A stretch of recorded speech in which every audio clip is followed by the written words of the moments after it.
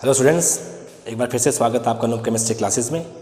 मोल concept हमारा chapter चल रहा था। इस मोल कंसेप्ट में हमने पुराने वीडियोस में अवोगाद्रो परिकल्पना के एप्लीकेशंस पढ़ लिए थे। ठीक है, आज हम नया मॉडल पढ़ेंगे, नया सिद्धांत पढ़ेंगे। उसका नाम है डाल्टन का परमाणु सिद्धांत, एटॉमिक थ्योरी ऑफ डाल्टन। ठीक है, डाल्टन साहब के नियम से पहले रासायनिक संयोजन के नियम आ गए थे। रासायनिक संयोजन के नियम कौन से थे जो हमने लाइन से पढ़े हैं? द्रव्यमान संरक्षण का नियम, स्थिर संगठन का नियम, तुल्य अनुपात का नियम, गुणित अनुपात का नियम, गैलोसैक का आयतन संबंधी नियम, और जो हमारा लास्ट वाला जो वीडियो था अवोगाद्रो की परिकल्पना।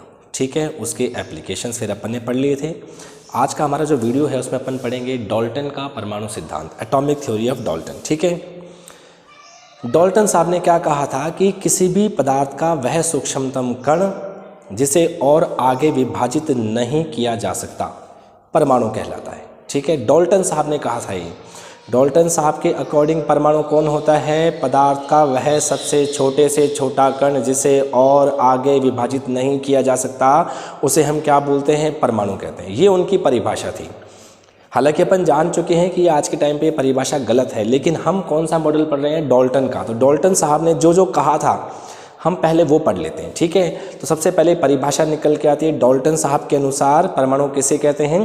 पदार्थ का वह सबसे छोटे से छोटा कण जिसे और आगे विभाजित नहीं किया जा सकता है परमाणु कहलाता है। ठीक है, अब उन्होंने अपने इस मॉडल के अंदर में, अपने सिद्धांत के अंदर में कुछ पॉइंट कहे थे। मैं अपन एक एक करके वो वाले पॉइंट पढ़ते हैं। ठीक है, फर्स्ट वाला पॉइंट क्या है? ठीक है, फर्स्ट वाला पॉइंट क्या कहते हैं कि जो परमाणु है, ठीक है, परमाणु अविभाज्य कण होता है। परमाणु जो है वो क्या है? अविभाज्य कण है। ठीक है, ये इनका फर्स्ट पॉइंट था। ठीक है, यानी अपन परमाणु को आगे नहीं तोड़ सकते। ये उन्होंने कहा था कि जो परमाणु होता है वो क्या होता है? अविभाज्य कण होता है।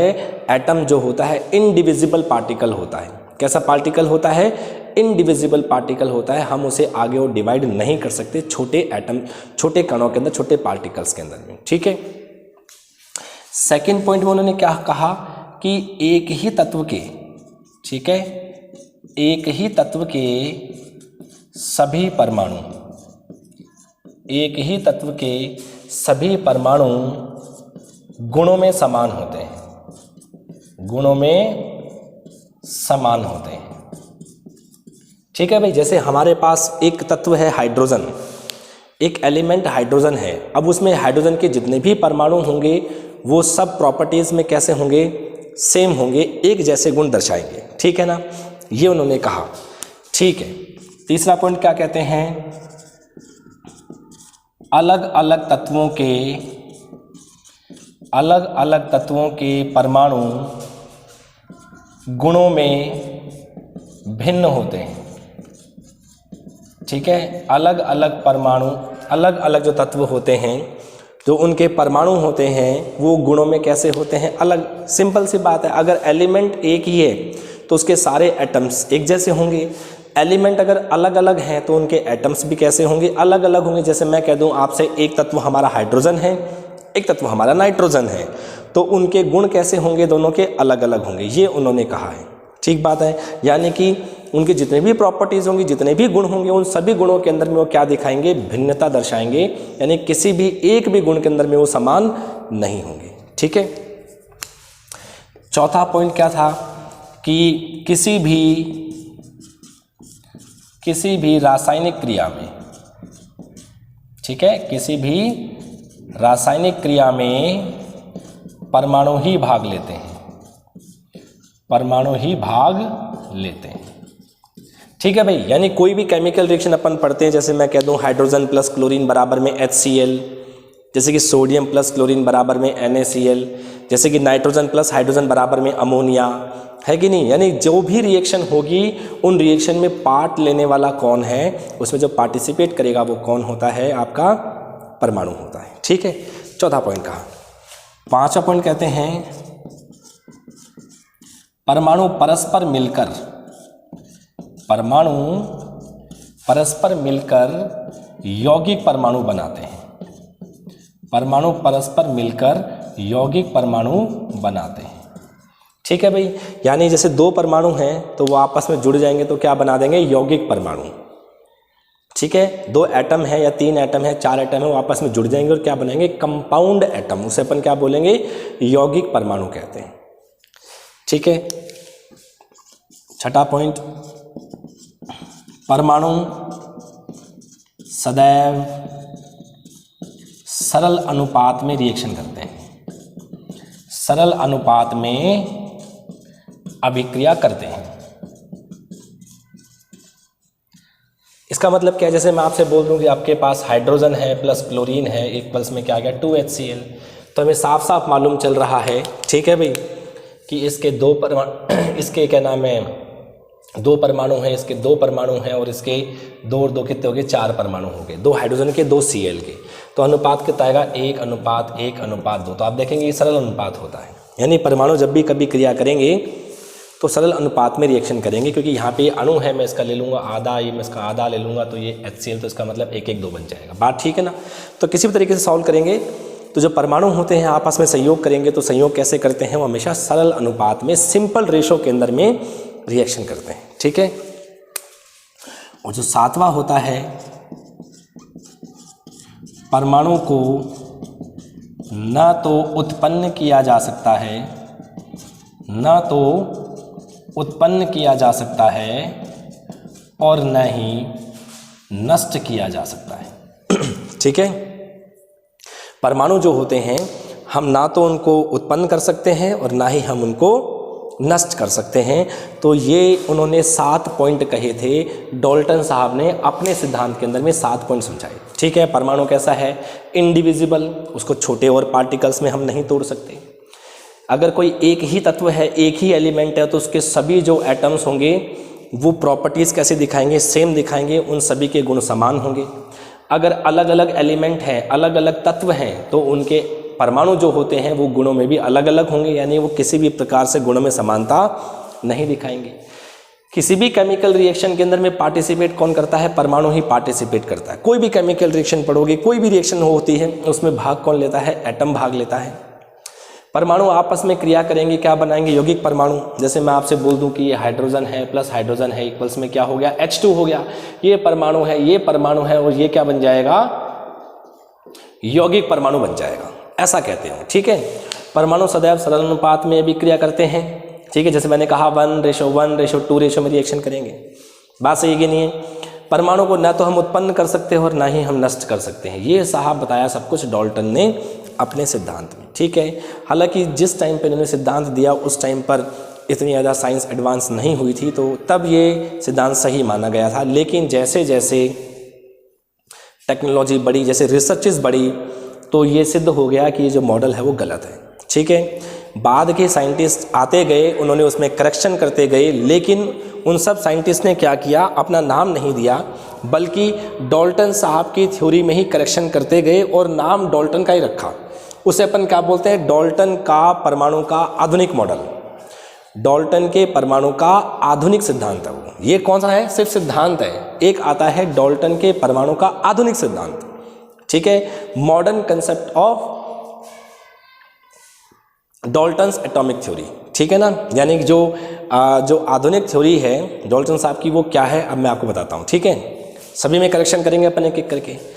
पहला जो पॉइंट आएगा उसमें हम क्या लिखेंगे, परमाणु विभाग। आप देखिए, ये आपको पहले समझ में आ गया। अब मैं क्या कर रहा हूँ, मैं लिख नहीं रहा हूँ, बल्कि इसी में अपन करेक्शन करेंगे। आधुनिक मॉडल अपन पढ़ रहे हैं, आधुनिक सिद्धांत पढ़ेंगे अपन। ठीक है, डाल्टन का परमाणु का आधुनिक सिद्धांत। ठीक है भाई, okay. Modern atomic theory, modern atomic theory of Dalton. क्या कहा उन्होंने, पहला क्या कहा कि भाई परमाणु विभाज्य होता है। जो मॉडर्न थ्योरी जो है वो क्या बोलती है कि जो परमाणु है वो कैसा होता है, विभाज्य कण होता है, क्योंकि हम उस एटम को छोटे कणों में तोड़ सकते हैं, प्रोटॉन में, इलेक्ट्रॉन में, न्यूट्रॉन में। अब तो से और भी एडवांस हो गई है साइंस, तो और छोटे छोटे पार्टिकल्स निकल के आ रहे हैं उसमें से, यानी कि अपन परमाणु को और आगे डिवाइड कर सकते हैं। परमाणु इज अ डिविजिबल पार्टिकल। परमाणु जो होता है एक विभाज्य कण होता है, हम उसको किस में तोड़ सकते हैं, प्रोटॉन में, न्यूट्रॉन में, इलेक्ट्रॉन में, उनमें तोड़ सकते हैं। तो पहला करेक्शन क्या हो गया, परमाणु विभाज्य होता है। ठीक है, सेकंड पॉइंट कह रहे हैं कि एक ही तत्व के सभी परमाणु गुणों में समान होते हैं। बात तो ठीक है, लेकिन एक ही तत्व के सभी परमाणु एक या अधिक गुणों में, ठीक है, एक या अधिक गुणों में भिन्न हो सकते हैं, एक या अधिक गुणों में भिन्न हो सकते हैं, ठीक है। इसका एग्जाम्पल कौन सा हो गया? समस्थानिक। इसका एग्जाम्पल कौन से हो गए? समस्थानिक। इसे अपन बोलते हैं आइसोटॉप्स। समस्थानिक कौन होते हैं? समस्थानिक वो ऐसे तत्व होते हैं जिनके परमाणु क्रमांक तो समान होते हैं। ऐसे तत्व जिनके परमाणु क्रमांक तो समान होते हैं लेकिन परमाणु भार अलग अलग होते हैं। यानी हमारे पास एक तत्व है हाइड्रोजन, इसमें 3 तरह के परमाणु हैं। एक होता है प्रोटियम, एक होता है ड्यूटेरियम, एक होता है ट्राइटियम। तो आप देखेंगे कि इनका परमाणु क्रमांक इसका भी 1 है, इसका भी 1 है, इसका भी 1 है, लेकिन परमाणु भार जो है वो इसका 1 है, इसका 2 है, इसका 3 है। इसका मतलब है परमाणु भार अलग हो गए। यानी समस्थानिक ऐसे एग्जाम्पल हैं किसी तत्व के जिनके परमाणु भार अलग अलग हो सकते हैं। इसका मतलब ये हुआ कि जो डाल्टन साहब का सेकंड पॉइंट था कि किसी भी एक ही तत्व के सभी परमाणु गुणों में समान होते हैं, गलत है। किसी एक तत्व के परमाणु एक या अधिक गुणों में भिन्न हो सकते हैं, जैसे कि समस्थानिकों में परमाणु क्रमांक तो सबके समान है, लेकिन अलग क्या हो गए कि द्रव्यमान संख्या, परमाणु भार अलग अलग हो गए। इसका मतलब सेकंड पॉइंट में करेक्शन क्या कर दिया हमने कि एक ही तत्व के सभी परमाणु एक या अधिक गुणों में भिन्न हो सकते हैं, जैसे समस्थानिक, ठीक है। थर्ड पॉइंट था यहाँ पर अलग अलग तत्वों के परमाणु गुणों में भिन्न भिन्न होते हैं, अलग अलग होते हैं, जैसे कि हाइड्रोजन, जैसे कि नाइट्रोजन। लेकिन हम यहाँ पे करेक्शन करेंगे कि अलग अलग तत्वों के परमाणु एक या अधिक गुणों में, एक या अधिक गुणों में समान हो सकते हैं, एक या अधिक गुणों में समान हो सकते हैं, ठीक है भाई, एक या अधिक गुणों में समान हो सकते हैं। इसका एग्जाम्पल क्या है? इसका एग्जाम्पल है समभारिक। इसका एग्जाम्पल क्या है? समभारिक। समभारिक को अपन बोलते हैं आइसोबार। क्या बोलते हैं? आइसोबार। ये समभारिक क्या होते हैं? जैसे मैं आपसे बोलता हूं कि एक है आपके पास आर्गन और एक मैं बोलता हूं पोटेशियम, ये 2 आपके पास तत्व हैं, ठीक है। इसका परमाणु क्रमांक 18 होता है, इसका 19 होता है, लेकिन इसका परमाणु भार 40 और इसका भी परमाणु भार 40 है, यानी कि इनके प्रॉपर्टी सेम हो गई।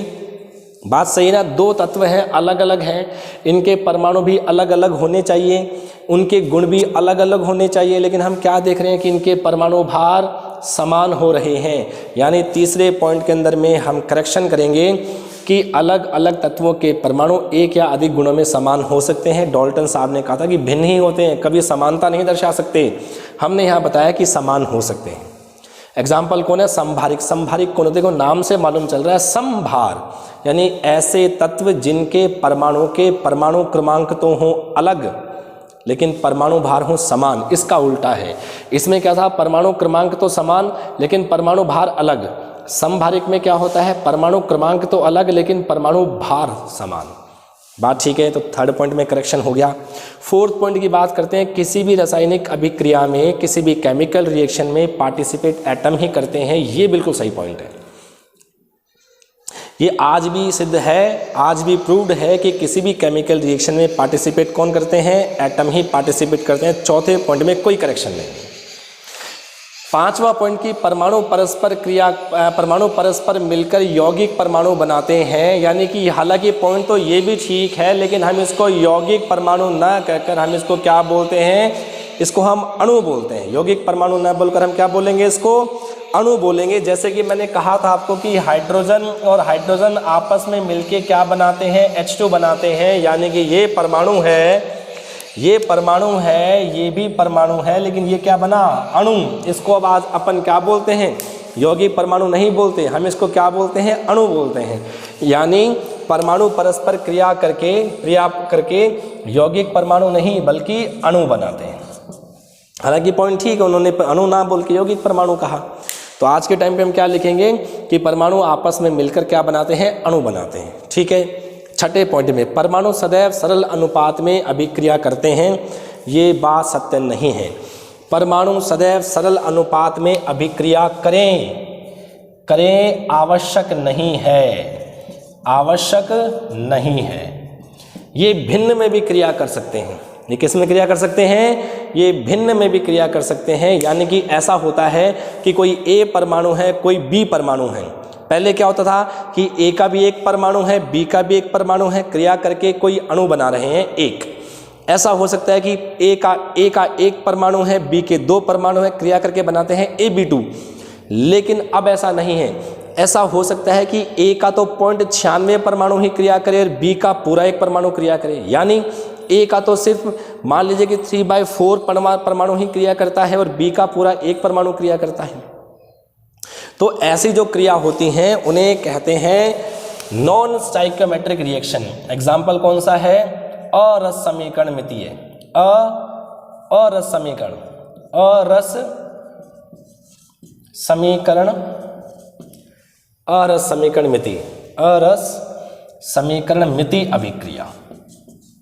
इसे अपन बोलते हैं non stoichiometric, non stoichiometric reaction. ठीक है। इसमें क्या होता है कि कोई एक परमाणु दूसरे के पूरे परमाणु से क्रिया नहीं करता, बल्कि दूसरे के आधे से या 0.96 से या 0.75 से इस तरीके से रिएक्शन करता है। उनको अपन क्या बोलते हैं? नॉन स्टाइकियोमेट्रिक रिएक्शन बोलते हैं। ये नॉन स्टाइकियोमेट्रिक रिएक्शन कैसी होती हैं ये भी अपन हाई क्लास में यानी आगे के चैप्टर्स में पढ़ेंगे। फिलहाल आप तो सिर्फ ये जान लो कि जरूरी नहीं है कि परमाणु हमेशा पूर्ण अनुपात में क्रिया करें, ये भिन्न में भी क्रिया कर सकते हैं। इन्हें अपन बोलते हैं नॉन स्टाइकियोमेट्रिक रिएक्शन और रस समीकरण मितीय अभिक्रिया। ठीक है। और लास्ट पॉइंट, परमाणु को ना तो उत्पन्न किया जा सकता है और न ही नष्ट किया जा सकता है। ये बात भी गलत है। हम परमाणु को उत्पन्न भी कर सकते हैं, हम परमाणु को नष्ट भी कर सकते हैं। इसका एग्जाम्पल है नाभिकीय अभिक्रियाएं। कौन सी अभिक्रिया है? नाभिकीय अभिक्रियाएं।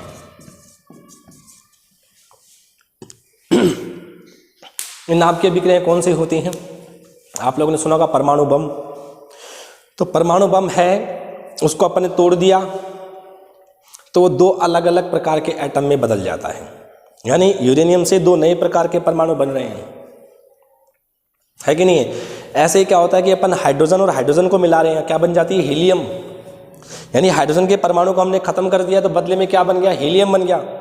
और इस अभिक्रिया के दौरान कुछ ऊर्जा बाहर निकलती है, उसको अपन E=mc² फॉर्मूले से ज्ञात कर लेते हैं। यानी नाभिकीय विखंडन अभिक्रियाएं, नाभिकीय संलयन प्रकार की अभिक्रियाएं, ये ऐसी अभिक्रियाएं हैं जिसमें अपन परमाणु को उत्पन्न भी कर सकते हैं और नष्ट भी कर सकते हैं। तो कुल मिला के जो पुराना जो सिद्धांत था परमाणु के और जो अब का जो सिद्धांत था उसमें केवल 2 पॉइंट सही थे। देखा जाए तो पॉइंट एक ही सही था, वो कौन सा? पहले भी ये बात सही थी कि किसी भी केमिकल रिएक्शन में एटम भाग लेते हैं, आज भी ये बात सही है। लेकिन बाकी सभी में करेक्शन है। उन्होंने कहा अविभाज्य है, नया कहता है कि विभाज्य है। पुराना कहता है कि एक तत्व के सभी परमाणु गुणों में समान होते हैं, ये कहता है कि एक या अधिक गुणों में भिन्न हो सकते हैं। एग्जाम्पल है समस्थानिक। ये कहता है कि अलग अलग तत्वों के परमाणु वो कहते थे कि अलग अलग तत्वों के परमाणु गुणों में भी अलग अलग होंगे, लेकिन आज वाला मॉडल बोलता है कि अलग अलग तत्वों के परमाणु एक या अधिक गुणों में समान हो सकते हैं। जैसे एग्जाम्पल है समभारिक। उन्होंने चौथा पॉइंट बिल्कुल सही है। उन्होंने कहा था कि परमाणु आपस में जुड़कर क्या बनाते हैं? यौगिक परमाणु। अब क्या है? उसे अपन अणु कहते हैं। उन्होंने कहा था कि परमाणु सदैव सरल अनुपात में क्रिया करते हैं। हम आज कह रहे हैं कि ऐसा नहीं है, वो भिन्न में भी क्रिया कर सकते हैं। उनका एग्जाम्पल कौन सा है? नॉन स्टाइकियोमेट्रिक अभिक्रिया। कौन सी है? नॉन स्टाइकियोमेट्रिक अभिक्रिया। परमाणु को न तो उत्पन्न कर सकते हैं न ही नष्ट, उन्होंने कहा था। लेकिन अब क्या है? परमाणु को उत्पन्न भी किया जा सकता है और नष्ट भी किया जा सकता है। एग्जाम्पल है नाभिकीय अभिक्रिया। इसका बहुत बेस्ट एग्जाम्पल है परमाणु विखंडन, नाभिकीय विखंडन और नाभिकीय संलयन। हम किसी एक तत्व को तोड़ते हैं, दो अलग प्रकार के तत्वों में बदल जाता है। हम दो तत्वों को आपस में जोड़ते हैं, एक नया प्रकार का तत्व बन जाता है। इन्हें अपन बोलते हैं नाभिकीय अभिक्रियाएं। ठीक है भाई। तो आपको ये परमाणु का डाल्टन साहब का परमाणु सिद्धांत समझ में आ गया होगा। पुराना सिद्धांत भी और आधुनिक सिद्धांत भी।